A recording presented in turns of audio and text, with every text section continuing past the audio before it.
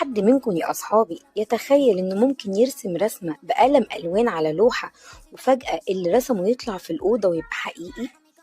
في الحكاية دي هحكي لكم حكاية حور وقلم الألوان السحري.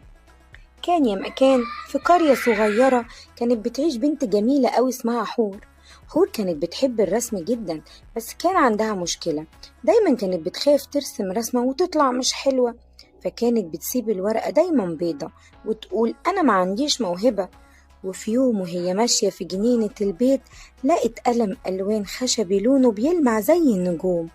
أول ما لمسته القلم همس في ودنها وقال لها أنا مش قلم عادي، أنا هرسم كل اللي انت حاسة بيه مش اللي انت شايفاه.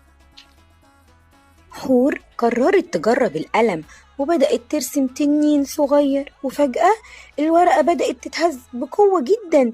التنين طلع من الورقة وبقى حقيقي وبيطير في الأوضة.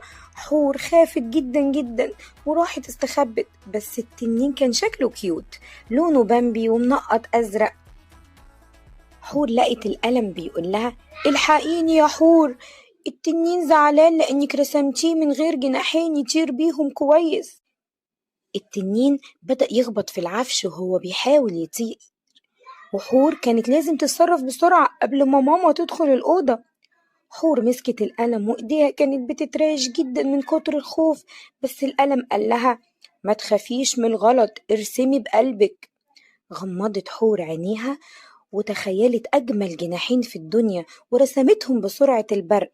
الجناحين لزقوا في بعض في ظهر التنين وبدأ يطير بنظام وهدوء وبقى فرحان جدا. التنين رجع للورقة تاني وهو بيضحك، والقلم السحري اختفى منه اللمعان وبقى قلم عادي. حور عرفت إن السحر ما كانش في القلم، السحر كان في ثقتها بنفسها وإنها تحاول ما تخافش أبدا.